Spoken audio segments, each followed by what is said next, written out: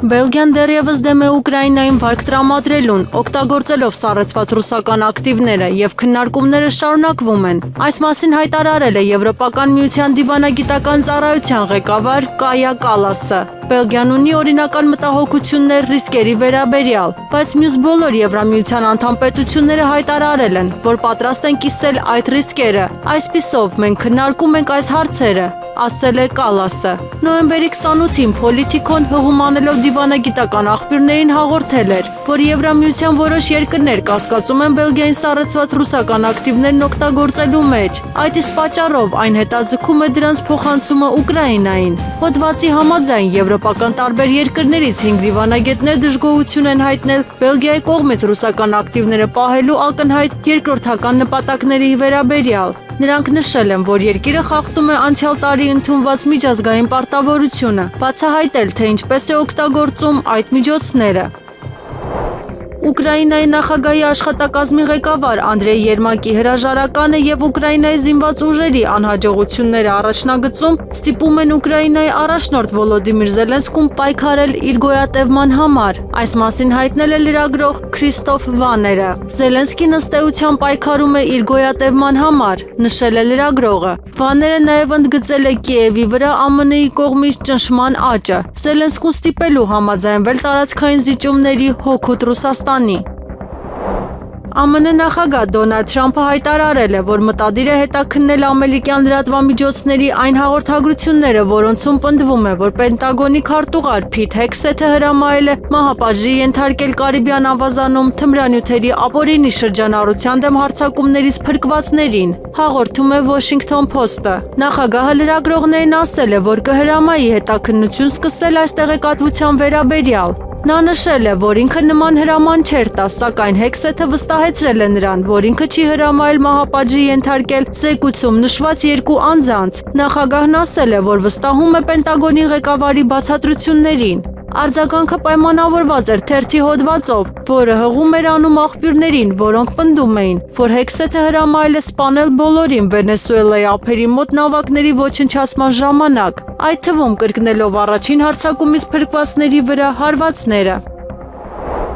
Կիրակի օրը ԱՄՆ-ի եւ Ուկրաինայի միջև բանակցությունները կենտրոնացած են Ռուսաստանի հետ փաստացի սահմանի սահմանման վրա, որպես խաղաղության համաձայնագրի մաս, հաղորդում է Axios-ը, հղումանելով երկու ուկրաինացի պաշտոնյաների։ Հրապարակման աղբյուրները 5-ժամյա հանդիպումը բնութագրել են որպես դժվար եւ լարված, բայց արդյունավետ։ Ամերիկյան կողմը կիրակի օրվա հանդիպմանը ժամանել է Մայամիի մոտ գտնվող ԱՄՆ հատուկ ներկայացուցիչ Սթիվ Ուիթքոֆի բացառիկ Shell Bay Golf-ի ակումբ տարածքային հարցի շուրջ առաջընթացի հասնելու հույսով, որը Ուիթքոֆը կարող է ներկայացնել Ռուսաստանի նախագահ Վլադիմիր Պուտինին նրանց հանդիպման ժամանակ, նշվում է հաղորդագրության մեջ։ Մեկ ժամ տևած ընդլայնված բանակցություններից հետո մասնակիցների թիվը կրճատվել է մինչև 3-ական պաշտոնյա յուրաքանչյուր կողմից։ Լրատվամիջոցի աղբյուրները հայտնել են, որ տարածքային վերահսկողության գիծը մնացել է գործնականում միակ քննարկվող հարցը։ Ռուսաստանի պաշտպանության նախարարությունը հայտնել է, որ ռուսական զինված ուժերը վերահսկողության տակ են վերցրել Կլինովոյ անունով բնակավայրը, որը գտնվում է Դոնեցկի ժողովրդական հանրապետությունում։ Նախարարության տվյալներով ռուսական զինված ուժերը հարվածներ են հասցրել Ուկրաինայի զինված ուժերի 5 բրիգադների ստորաբաժանումներին՝ Սևերսկի, Կրամատորսկի, Սլավյանսկի, Զակոտոնիեի, Ստեպանովկայի, Ռեզնիկովկայի եւ Կոնստանտինովկայի շրջաններում։ Զեկույցի համաձայն մեկ օրում ուկրաինական կողմը կորցրել է ավելի քան 210 զինծառայող, ինչպես նաև մի շարք զրահատեխնիկա, այդ թվում Ստրայքեր եւ M113 տիպի զրահափոխադրիչներ։ Գերատեսչությունը հայտնել է, որ ոչնչացվել են 9 ավտոմեքենա, դաշտային հրետան ու 4 միավոր, ռադիոէլեկտրոնային պայքարի 2 կայան եւ նյութատեխնիկական միջոցների 2 պահեստ։ Եվրամիության արտաքին քաղաքականության բարձր ներկայացուցիչ Կայա Կալասը հայտարարել է, որ ԱՄՆ-ն դեռևս չի տեղեկացրել ԵՄ-ին Ֆլորիդայում անցկացված բանակցությունների իրական արդյունքների մասին։ Նրա խոսքով բանակցությունները նկարագրվել են որպես դժվար, բայց արդյունավետ, սակայն պաշտոնական եզրակացությունները դեռևս հայտնի չեն։ Կալասը նշել է, որ պատրաստվում է կապ հաստատել Ուկրաինայի պաշտպանության եւ արտաքին գործերի նախարարների հետ, ճշտելու բանակցությունների իրական բովանդակությունն ու հնարավոր որոշումները։ Նրա գնահատմամբ այս շաբաթ կարող է դառնալ վճռորոշ ուկրաինական հակամարտության խաղաղ կարգավորման գործընթացում։ Բրիտանական The Telegraph թերթը նշել է, որ Ուկրաինայի նախագահ Վոլոդիմիր Զելենսկին ԱՄՆ-ում բանակցություններին մասնակցելու համար ուղարկել է անվտանգության խորհրդի քարտուղար Ռուստեմ Ումերովին, որի անունը շոշափվում է կոռուպցիոն սկանդալի պատմության մեջ։ Պարբերականի խոսքով Ումերովը նշանակվել է Զելենսկու գլխավոր բանակցող։ Հոդվածում նշվում է, որ Ումերովի անունը կապվում է այն կոռուպցիոն գործի հետ, որը ըստ աղբյուրների հանգեցրել է նախագահի գրասենյակի ղեկավար Անդրեյ Երմակի հրաժարականին։ Այս հանգամանքը բրիտանական մամուլի գնահատմամբ բարձրացրել են հարցեր Ուկրաինայի բանակցային պատվիրակության կազմի շուրջ։ Միքայել Սրբազանն ու Բագրատ Սրբազանը հայտարարություն են տարածել կալանավայրից, անդրադառնալով եպիսկոպոսների հայտարարությանն ու Հայաստանի վարչապետ Նիկոլ Փաշինյանի հետ հանդիպմանը։ Հայտարարության մեջ մասնավորապես ասվում է. նոյեմբերի 27-ին հրապարակված հայտարարությունը դրան հաջորդած խայտառակ հանդիպումը մեզ ստիպում են խորցավով կատարել հետևյալ հայտարարությունը։ Դատապարտում ենք հերձված ստեղծելու այս փորձը եւ ընթացքը դավադիր գաղթակողի վարքով։ Դատապարտում ենք աշխարհիկ իշխանություններին, այն էլ հայրենադավ եւ դավաճան ներքաշելուների եկեղեցական հարցերի լուծման մեջ գործիք դառնալով նրանց ձեռքին։ Մեր կոչն է տիրադավերին վերադառնալ կանոնական դաշտ եւ իրենց ուզող հարցերը բարձրացնել ներեկեղեցական տիրույթում եւ ատյաններում։ Դիմում ենք վեհափառ հայրապետին, անհրաժեշտ ենք նկատում հրավիրել եպիսկոպոսատ ժողով քննարկելու առկա հարցերը եւ պատրաստելու ազգային եկեղեցական ժողովի օրակարգը, միևնույն ժամանակ պնդելով ապահովել ապօրինի ազատազրկված 3 սրբազաններից մասնակցությունը։ Աղոթում ենք, հույս եւ համոզում ենք հայտնում, որ վեհափառ հայրապետն ամուր եւ անսասան կմնա եւ որ Սուրբ Հոգու առաջնորդությամբ մեր Սուրբ եկեղեցին կհաղթահարի չարի այս փորձությունը եւս։ Բայց այս ամենից ավելի հաղթական ենք դուրս գալիս նրա շնորհիվ, ով մեզ սիրեց, որովհետև համոզված եմ, որ ոչ մահը, ոչ կյանքը, ոչ հրեշտակները, ոչ իշխանությունները, ոչ ներկա եւ ոչ գալիք բաները, ոչ զորությունները, ոչ բարձրությունը, ոչ խորությունը, ոչ էլ որևէ ուրիշ արարած չի կարող մեզ բաժանել Աստծո սիրուց, որ մեր Տեր Հիսուս Քրիստոսով է։ Ասված է Սրբազանների հայտարարության մեջ։ Երկրի այսօրվա ղեկավարն ուզում է ունենալ կառավարելի ձեռնասուն եկեղեցականներ, որոնք կսպասարկեն իր հետաքրքրություններն ու շահերը եւ որևէ կերպ հավաքական կամ անձնական մոտեցումներով չեն հակադրվի իր քաղաքականությանը։ Այս մասին այսօր հրավիրված ասուլիսին հայտարարել է Արշակարգ եպիսկոպոս Խաչատրյանը, անդրադառնալով եպիսկոպոսների հայտարարությանը, որով վերջիններս հորդորում էին վեհափառին Արշակ Սրբազանի պաշտոնավարումը բոլոր պաշտոններում եւ ծառայությունը առժամանակ կասեցնել։ Արշակարգ եպիսկոպոս Խաչատրյանը նշել է, որ վեհափառը մենակ չի մնացել։ Դավաճանաստայ եպիսկոպոս է հայտարարություն արել, եկեղեցին համախմբված է։ Վեհափառի շուրջ համախմբված հոգևորականության պատկերը դեսանելի դարձնելու համար անպայման չէ, որ այդ բոլոր եկեղեցականները այդպիսի հայտարարություն անեն։ Եկեղեցին համախմբված է, եկեղեցականները համախմբված են վեհափառի շուրջ։ Եվ ավելին ասեմ ձեզ, եթե անգամ վեհափառը ստեղծվի իրավիճակ, եթե անգամ այդպիսի իրավիճակ չի լինելու, մնա միայնակ, ոչ մի եկեղեցական աջակցություն չտրամադրի, միևնույն է որևէ մեկը, որևէ ձևով չի կարող համարել, որ վեհափառը պաշտոնաթող է եւ վեհափառը հրաժարվել է գահից այնքան ժամանակ, քանի դեռ ինքը շարունակելու է պաշտոնավարել։ Բայց ես նորից եմ ասում, վեհափառին աջակցողների բանակը մեծ է, վեհափառի շուրջ համախմբված են բոլոր այն եկեղեցականները, որոնք ուխտը պահում են, որոնք հավատարմությունը պահում են։ Շիրակի մարզի ծննդօգնություն իրականացնող բուժհաստատություններում 2025 թվականի նոյեմբերի ամսին ծնվել է 181 երեխա, 96 տղա է լույս աշխարհի եկել, 85 աղջիկ։ Այս մասին տեղեկացնում են Շիրակի մարզպետի աշխատակազմից։ Ազգային ժողովի քաղաքացիական պայմանագրի падգամավոր Խաչատուր Սուքիասյանը չի առաջադրվել խորհրդարանական ընտրություններում իշխող կուսակցության համամասնական ցուցակում ընդգրկվելու համար։ Այս մասին լրատվամիջոցներին փոխանցել է նրա մամուլի խոսնակ Աննա Մկրտչյանը, թե ինչու Սուքիասյանի խոսնակը չի մեկնաբանել։ Իրանի իսլամական հեղափոխության պահապանների կորպուսը Պարսից ծոցում ձերբակալել է օտարերկրյա դրոշի տակ ընթացող նավ, որը տեղափոխում էր 350,000 լիտր ապօրինի վառելիք։ Մեհր գործակալությանն է հայտնել ԻՀՊԿ-ի երկրորդ ռազմածովային գոտու հրամանատար Հեյդար Խոնարյան Մոջարադը։ Հրամանատարը շեշտել է կորպուսի մշտական ջանքերը Իրանի սահմանների պահպանման գործում, հատկապես Պարսից ծոցում, ընդգծելով, որ տարածաշրջանի համապարփակ մոնիթորինգը եւ իրավիճակի լիարժեք վերահսկողությունը հնարավորություն են տվել հայտնաբերել եւ կասեցնել Մաքսանենգ վառելիք տեղափոխող նավը։ Ըստ նրա, Իրանի իսլամական հեղափոխության պահապանների կորպուսը շարունակում է հաստատակամորեն իրականացնել իր առաքելությունը պայքարելով խախտողների եւ Մաքսանենգների դեմ, եւ այս ուղղությամբ ձեռնարկվել են զգալի միջոցառումներ։ Հրամանատարը հաստատել է, որ ձերբակալված նավը, որը շարժվում էր Էսվատինիի դրոշի տակ, տեղափոխում էր 350,000 լիտր Մաքսանենգ վառելիք։ Նա հավելել է, որ նավում եղել են հարևան երկրից անձնակազմի 13 անդամներ։ Նավը դատարանի որոշման համաձայն տեղափոխվել է ափ եւ ներկայումս բեռնաթափվում է։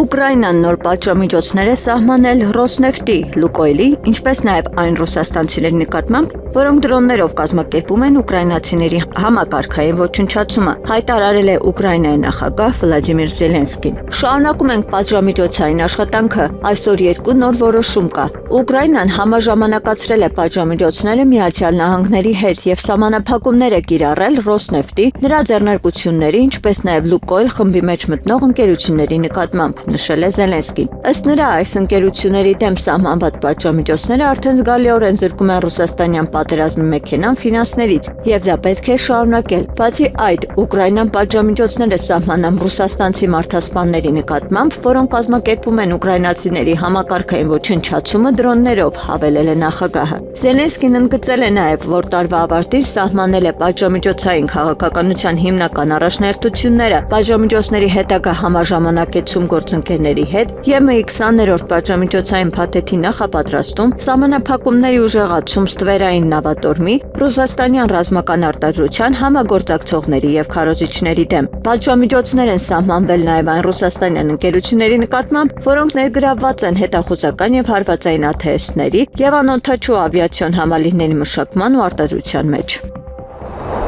Իսրայելի վարչապետ Բենյամին Նեթանյահուն իր նկատմամբ շարունակվող դատական գործընթացների ֆոնին նախագահականներում ստանալու պաշտոնական խնդրանք է ներկայացրել նախագահ Իսահակ Հերցոգին։ Այս մասին հաղորդել է Իսրայելի հեռուստատեսության 12-րդ ալիքը։ Ավելի վաղ Իսրայելի նախագահ Իսահակ Հերցոգի գրասենյակը հայտարարել էր ԱՄՆ նախագահ Դոնալդ Թրամփից նամակ ստանալու մասին, որում ամերիկացի առաջնորդը կոչ էր անում դադարեցնել Նեթանյահուի դեմ քրեական հետապնդումը եւ ներում շնորհել վարչապետին։ Հերցոգը պատասխանել էր, նշելով, որ անհրաժեշտ կլինի նախագահականներում հայցող անձի պաշտոնական խնդրանքը։ 2024 թվականի դեկտեմբերին Թել Ավիվի շրջանային դատարանում սկսվել են Իսրայելի վարչապետի դեմ գործերի վերաբերյալ երկարատև լսումները։ Նեթանյահուի նկատմամբ իրականացվում է մի քանի քրեական հետաքննություն։ Կաշառակերության ամենալուրջ մեղադրանքները ներկայացված են այսպես կոչված գործ 4000-ով, որը վերաբերում է երկրի հաղորդակցության խոշորագույն խմբի Բեզեքի համար լոբինգին։ Ընկերության կողմից վերահսկվող Վալա առցանց լրատվական կայքում Նեթանյահուի դրական լուսաբանման դիմաց։ Նեթանյահուի դեմ առաջադրվել են խարդախության եւ վստահության խախտման մեղադրանքներ եւս երկու գործով։ Առաջինը վերաբերում է մեղադրանքներին, համաձայն որոնց Նեթանյահուն թանկարժեք նվերներ,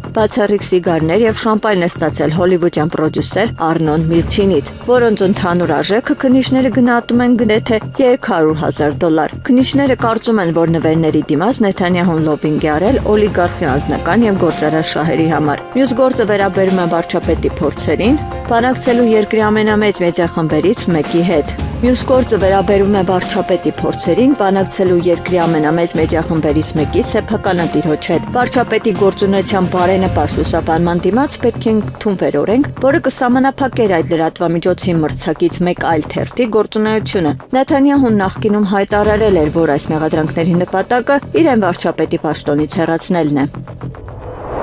ԱՄՆ նախագահ Դոնալդ Թրամփի վարչակազմը հրահանգել էր դիվանագետներին ամբողջ աշխարհում դադարեցնել վիզաների տրամադրումը Աղվանստանի քաղաքացիներին, ասվում է պետդեպարտամենտի հեռագրում, որի հետ ծանոթացել է Reuters-ը։ Այսպիսով, փաստացիորեն կասեցվել է հատուկ ներգաղթի ծրագիրը այն աֆղանցիների համար, որոնք իրենց երկրի 20 տարվա օկուպացիայի ընթացքում օգնել են Միացյալ Նահանգներին։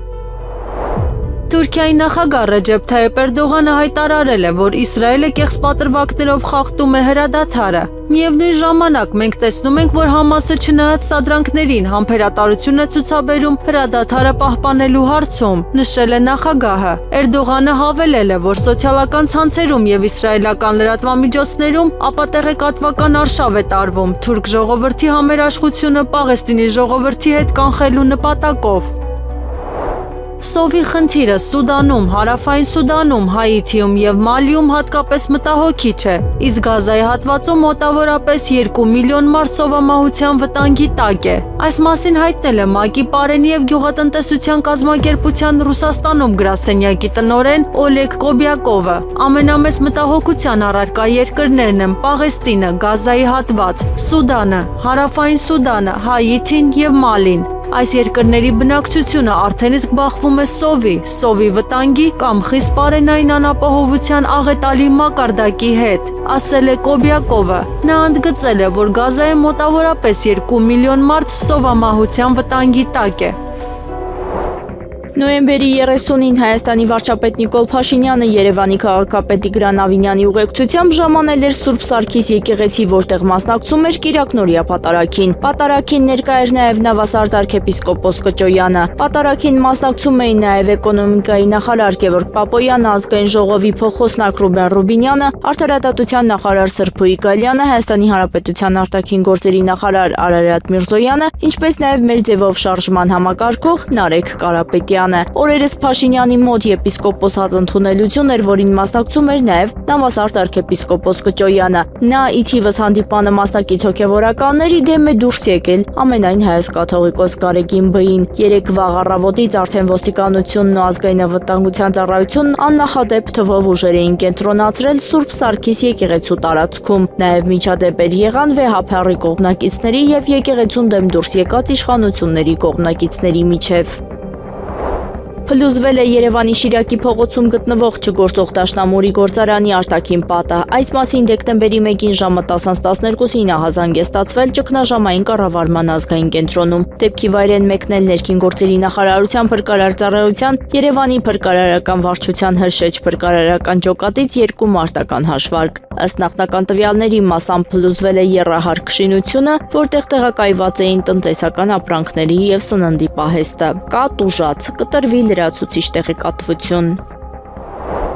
Հռոմի Պապն աղոթել է Ստամբուլի հայկական եկեղեցում եւ ողջույններ փոխանցել կաթողիկոսին։ Հռոմի Պապ Լևոն 14-րդը Թուրքիայի իր այցի 4-րդ եւ վերջին օրը սկսեց աղոթքով Ստամբուլի հայ առաքելական եկեղեցում։ Այս մասին հայտնել է Վատիկան Նյուզը։ Իր խոսքում Պապը ողջունել է ամենայն հայոց կաթողիկոս Գարեգին II-ին, ինչպես նաեւ Թուրքիայում գտնվող ամբողջ հայ առաքելական համայնքին։ Նա գոհություն է հայտնել Աստծուն հայ ժողովրդի քաջարի քրիստոնեական վկայության համար պատմության ամբողջ ընթացքում, հաճախ ողբերգական պայմաններում։ Հայաստանի ներքին գործերի նախարարության ոստիկանության քրեական ոստիկանության գլխավոր վարչության Երևանի քրեական վարչությունում հետախուզում է հայտարարվել Գրիգորի Խաչատուրովի նկատմամբ։ Վերջինս հետախուզվում է Հայաստանի Հանրապետության քրեական օրենսգրքի 436-րդ հոդվածի առաջին մասի, այն է կաշառք տալը մի խումբ անձանց կողմից նախնական համաձայնությամբ եւ քրեական օրենսգրքի 549-րդ հոդվածի 3-րդ մասի, այն է ինքնազանցությունը կամ իշխանությունը չարաշահելը, որն անզգուշությամբ առաջացրել է մարդու առողջությանը ծանր վնասի պատճառում այս հատկանիշներով։ Գրիգորի Խաչատուրովը գեներալ գնդապետ ՔԱՊԿ նախկին գլխավոր քարտուղար Յուրի Խաչատուրովի տղան է։ Առողջապահության փոխնախարար Արտակ Ջումայանն աշխատանքից ազատվել է։ Ցանկանում եմ անկեղծ շնորհակալություն հայտնել յուրաքանչյուրիդ համատեղ աշխատանքի, նվիրվածության, անգնահատելի աջակցության եւ ջերմ թիմային միջավայրի համար։ Մենք միասին անցել ենք պատասխանատու, երբեմն ճգնաժամային եւ բարդ ճանապարհ, իրականացնելով ոլորտային բարեփոխումներ, զարգացնելով առողջապահական ծառայությունների որակն ու բարձրացնելով մասնագիտական հանրույթի դերը։ Հատուկ շնորհակալություն եմ ուզում հայտնել Հայաստանի Հանրապետության վարչապետ Նիկոլ Փաշինյանին բարձր վստահության մեր երկրին ու ժողովրդին ծառայելու հնարավորության համար, նշել է Ջումայանը։ այս սրբություններից բխող ուժը պայքարելու ճշմարիտ ճանապարհին հաստատուն քայլելու ուժ է տալիս մեզ։ Այս մասին այսօր նոյեմբերի 29-ին Մայր տաճարի բակում լրագրողների հետ զրույցում ասել է Եսայի քահանա Արտենյանը Աստվածամուխ Սուրբ Գեղարդը դուրս բերելու մասին։ Հայոց առաջին լուսավորիչներ Սուրբ Թադեոս եւ Սուրբ Բարտողոմեոս առաքյալների պատգամը դարերի խորքից միշտ մեզ առաջնորդում է լինել հավատարիմ ավետարանի պատգամներին Քրիստոսի լույսին։ Հայ ժողովուրդն իր դարում բազմաթիվ փորձություններ է ապրել, սակայն դրանք հաղթահարել է Աստծո օգնությամբ եւ իր պատգամների շնորհիվ։ Հայ առաքելական եկեղեցին Սուրբ առաքյալների եւ մեր առաջին լուսավորիչների Թադեոսի եւ Բարտողոմեոսի հիշատակը տոնում է Հիսնակի Բ կիրակին նախորդող շաբաթ օրը։ Սուրբ Թադեոսը եւ Սուրբ Բարտողոմեոսը Քրիստոսի անխոնջ 12 առաքյալներից էին, որոնք գալով Հայաստան քրիստոնեություն քարոզեցին հայ ժողովրդին արժանանալով առաջին լուսավորիչներ կոչմանը։ Դեռևս քրիստոնեության արշալույսին նրանք նահատակվեցին Հայաստանում։ Առաքյալների գործունեության արդյունքում 301 թվականին հայ ժողովուրդն աշխարհում առաջինը քրիստոնեությունը հռչակեց իբրև պետական կրոն։ Հիրավի, այս սրբազան առաքյալների դերը կարևորվում է երկհազարամյա քրիստոնյա հայ ժողովրդի կյանքում։ ԱՄՆ դեսպանատունը հայտարարություն է տարածել։ Վիզայի տրամադրումից հետո վիզայի հետ կապված ստուգումները չեն դադարում։ Մենք շարունակաբար հետևում ենք, որ վիզա ունեցող անձինք թույլ չտան ԱՄՆ օրենքների ու ներգաղթային նորմերի խախտումներ, իսկ խախտման դեպքում նրան սպասվում է վիզայի չեղարկում եւ արտաքսում, նշված է հաղորդագրության մեջ։ Ուկրաինայի առաջնորդ Վոլոդիմիր Զելենսկու գրասենյակի նախկին ղեկավար Անդրեյ Երմակի հրաժարականը կթուլացնի Կիևի դիրքերը արևմտյան երկրների հետ Ուկրաինայի հարցով բանակցություններում։ Նման տեսակետ է հայտնել բրիտանական Financial Times թերթը։ Զելենսկու ամենամոտ դաշնակցի հեռանալը հավանաբար ավելի կթուլացնի Զելենսկու դիրքերը Ուկրաինայի համար վճռորոշ պահին, քանի որ նա փորձում է համոզել արևմտյան գործընկերներին, որ արմատախիլ է անում արմատացած կոռուպցիան, միաժամանակ պնդելով ռազմական օգնության վրա, հաղորդել է թերթը։ Ինչպես նշում է պարբերականը, Զելենսկին խոստացել է վերագործարկել իր նախագահական պաշտոնը։ ԱՄՆ-ի եւ Ուկրաինայի ներկայացուցիչները պլանավորում են հանդիպել Մայամիում այս շաբաթվա վերջին, հաղորդում է Financial Times-ը, հղում անելով աղբյուրներին։ Հրապարակման համաձայն հանդիպումը տեղի կունենա, չնայած Ուկրաինայի նախագահի աշխատակազմի ղեկավար Անդրեյ Երմակի հրաժարականին, որը պետք է գլխավորեր ուկրաինական պատվիրակությունը։ Հրապարակման աղբյուրը պարզաբանել է, որ ուկրաինական կողմը կներկայացնի ազգային անվտանգության խորհրդի քարտուղար Ռուստեմ Ումերովը։ Ըստ հարցի հետ ծանոթ անձի Անդրեյ Երմակը պլանավորում էր այս շաբաթվա վերջին թռչել Մայամի, Թրամփի թիմի հետ բանակցություններ վարելու խաղաղության ծրագրի նախապատրաստման հաջորդ քայլերի շուրջ։ Այդ հանդիպումը չեղարկվել է, կիսվել է հոդվածի հեղինակը։ Ուկրաինայում կոռուպցիոն սկանդալի ֆոնին իր աշխատակազմի ղեկավար Անդրեյ Երմակի հրաժարականից հետո Ուկրաինայի առաջնորդ Վոլոդիմիր Զելենսկին այժմ առանց պրոդյուսերի է մնացել Միացյալ Նահանգների հետ շարունակվող բանակցությունների ֆոնին, հաղորդում է Politico-ն։ Զելենսկին այժմ առանց իր պրոդյուսերի կլինի, քանի որ պատրաստվում է Միացյալ Նահանգների հետ լարված բանակցությունների, հաղորդել է թերթը։ ԱՄՆ նախագահի դեսպան Սթիվ Ուիթքոֆը մերժել է Եվրամիության առաջարկը, քննարկելու Ուկրաինայի խաղաղության գործընթացը անվտանգ կապով, հաղորդում է Wall Street Journal-ը։ Եվրոպացի պաշտոնյան խնդրել է Ուիթքոֆին սկսել բանակցություններ դաշնակիցների հետ անվտանգ ստացիոնալ գծով, որն օգտագործվում է եվրոպական առաջնորդների կողմից զգայուն դիվանագիտական բանակցությունների համար։ Ուիթքոֆը հրաժարվել է, նշելով, որ ինքը չափազանց շատ է ճանապարհորդել այդ բարդ համակարգն օգտագործելու համար, հաղորդել է հրատարակությունը։ Եվրոպական երկրները զրկվել են բանակցությունների բազմաթիվ ասպեկտների մանրամասները քննարկելուց, հաղորդում է Bloomberg-ը։ Եվրոպական երկրները զրկվել են բանակցությունների բազմաթիվ ասպեկտների մանրամասները քննարկելուց եւ մասնակցում են միայն երկկողմ քննարկումներին, որտեղ նրանց ներդրումը այս փուլում բացարձակապես անհրաժեշտ է։ Օրինակ, Միացյալ Նահանգների հետ անվտանգության երաշխիքներ սահմանելու հարցում, նշվում է հոդվածում։ Լրագրողների խոսքով ամերիկյան կողմը խոսում է Ուկրաինայի հետ բանակցություններում առաջընթացի մասին, սակայն կողմերը բախվում են նույն խոչընդոտներին, ինչ նախորդ փուլում։ Հոդվածի հեղինակները ենթադրում են, որ Ուկրաինան հավանաբար կընդունի այն, ինչ Ռուսաստանի համար գայթակղության քար կլինի, եւ հակառակը։ Ռուսաստանը, Ուկրաինան եւ Միացյալ Նահանգները պետք է դառնան գործընկերներ ուկրաինական հակամարտության խաղաղ կարգավորման արդյունքում բարգավաճելու համար։ Wall Street Journal-ին ասել է ԱՄՆ նախագահի հատուկ ներկայացուցիչ Սթիվ Ուիթքոֆը։ Ռուսաստանն ունի այնքան շատ ռեսուրսներ, այնքան մեծ տարածք։ Եթե մենք հասնենք Ուկրաինայի հակամարտության կարգավորմանը եւ բոլորը մասնակցեն դրան, դա բոլորին օգուտ կբերի։ Դա բնականաբար կպաշտպանի ապագա հակամարտություններից, որովհետեւ բոլորը կբարգավաճեն, ընդգծել է հատուկ դեսպանորդը։ Երևանի ռուսական տանը նոյեմբերի 28-ին տեղի ունեցավ դարերի միջով Ռուսաստանի եւ Հարավային Կովկասը քաղաքակրթությունների երկխոսությունում խորագրով կլոր սեղանի քննարկում, որի ընթացքում ներկայացվեց Ռուսաստանը եւ Հարավային Կովկասը պատմություն եւ մշակույթ գիրքը։ Գիրքը ներկայացված է պատկերային ժամանակագրական ժապավենի ձևաչափով, որը ընթերցողին հնարավորություն է տալիս տեսողական հետևել պատմական հիմնական իրադարձություններին եւ դեմքերին։ Երևանում Ռուսաստանի գիտության եւ մշակույթի կենտրոնի ղեկավար Վադիմ Ֆեֆիլովը կարևորեց գրքի լույս տեսնելը, նշելով, որ այն լրացնում է վերջին տասնամյակներում ձևավորված բազմաթիվ անտեսանելի կետեր։ Вот эта книга рассказывает о том, как, раньше говорили Закавказье, сейчас мы говорим Южный Кавказ. Вот какой был вклад вообще экономики огромной страны. Вот какие были достижения. Вообще сейчас мало об этом кто знает. Я считаю, что, конечно, мы смело можем презентовать эту книгу. И я думаю, что с удовольствием дети будут читать то, чего о нем не знают вообще. Պատմական գիտությունների թեկնածու Պլեխանովի անվան Ռուսաստանի տնտեսագիտական համալսարանի Երևանի մասնաճյուղի տնօրեն Թամարա Վարդանյանը մտահոգիչ է համարում, որ հայ-ռուսական համատեղ աշխատությունները գիտական ոլորտում նվազել են։ Գրքի հետ ծանոթացել եմ, գիտեք, կարծում եմ, որ նման աշխատությունները բավական կարևոր են այսօր հատկապես, քանի որ ընդհանուր առմամբ գիտական առնչությունները մի փոքր նվազել են Հայաստան-Ռուսաստան ձևաչափում, եւ սա չի կարող չմտահոգել մեզ գիտնականներիս եւ նման աշխատությունները, որոնք ներառում են հատկապես 19-րդ դարի ժամանակաշրջանը, նրանք լույս են սփռում այդ կարևոր, կարելի է ասել, վճռական մի փուլի, որը վերաձևավորել է նաեւ տարածաշրջանի քարտեզը, թե վարչական քարտեզը, վարչատնտեսական եւ թե նաեւ էթնիկ քարտեզը։ Ներկաները ընդգծում են նաեւ նման ձևաչափով քննարկումները եւ աշխատությունները վստահաբար կարևոր քայլ են երիտասարդ սերնդի շրջանում պատմության նկատմամբ հետաքրքրությունը արթնացնելու եւ երկու պետությունների միջև մշակութային ու գիտական կապը ամրապնդելու համար։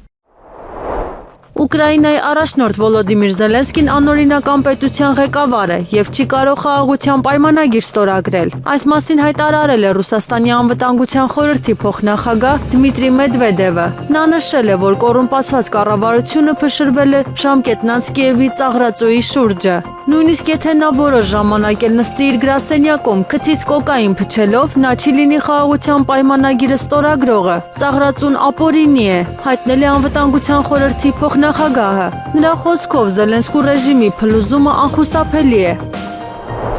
Իսրայելական ուժերը կրակ են բացել Սիրիայի միասնության աջակցության ցույցին մասնակցող խաղաղ բնակիչների վրա հարավային Կունեյտրա նահանգում, հաղորդում է ՍԱՆԱ լրատվական գործակալությունը։ Նրա խոսքով իսրայելական զորքերը խոչընդոտել են սիրիացիներին վերադառնալ իրենց համայնք։ Խան Արնաբա քաղաքում բողոքի ցույցին մասնակցելուց հետո տեղի բնակիչները դուրս են եկել փողոցներ, մասնակցելու 2024 թվականի դեկտեմբերի 8-ին Դամասկոսում ռեժիմի փոփոխության հանգեցրած ռազմական գործողության մեկնարկի առաջին տարեդարձին նվիրված ցույցին եւ բողոքելու Իսրայելի հարձակումների դեմ։ Հազարավոր սիրիացիներ ուրբաթօրյա աղոթքից հետո հավաքվել են երկրի տարբեր քաղաքների գլխավոր հրապարակներում, ցույցեր անցկացնելու ի պաշտպանություն Սիրիայի միասնության եւ Իսրայելի ագրեսիայի դեմ։ Մասնավորապես ցուցարարները դատապարտել են Սիրիայի Դամասկոս նահանգի Բեյթ Ջան քաղաքի վրա Իսրայելի կողմից իրականացրած օդային հարվածները, որոնք խլել էին 13 մարդու կյանք։ Ռուսաստանի նախագահ Վլադիմիր Պուտինը հաջորդ շաբաթվա առաջին կեսին կընդունի ԱՄՆ նախագահի հատուկ ներկայացուցիչ Սթիվ Ուիթքոֆին, հայտնել է Ռուսաստանի նախագահի մամուլի քարտուղար Դմիտրի Պեսկովը։ Շաբաթվա առաջին կեսին մենք ժամանակին կհայտարարենք ամսաթիվը, լրագրողներին հայտնել է Պեսկովը, պատասխանելով Պուտինի եւ Ուիթքոֆի հնարավոր հանդիպման մասին հարցին։ Եղանակը առաջիկա օրերին Երևան քաղաքում դեկտեմբերի 2-ից 5-ին սպասվում է առանց ստեղումների եղանակ, դեկտեմբերի 1-ին հնարավոր է թույլ ձյուն, դեկտեմբերի 1-ին հնարավոր է թույլ անձրև, հանրապետությունում դեկտեմբերի 3-ից 5-ին սպասվում է առանց ստեղումների եղանակ, դեկտեմբերի 1-ին 2-ի գիշերը առանձին շրջաններում սպասվում են թույլ տեղումներ, լեռնային շրջաններում գիշերային ժամերին ձյան եւ ձնախառն անձրևի, հովտային շրջաններում անձրևի տեսքով, քամին արևմտյան 2-ից 5 մետր վարկյան, օդի ջերմաստիճանը դեկտեմբերի 1-ից 3-ին աստիճանաբար կնվազի 3-ից 4 աստիճանով, Արարատյան դաշտում եւ նրա նախալեռներում էապես չի փոխվի։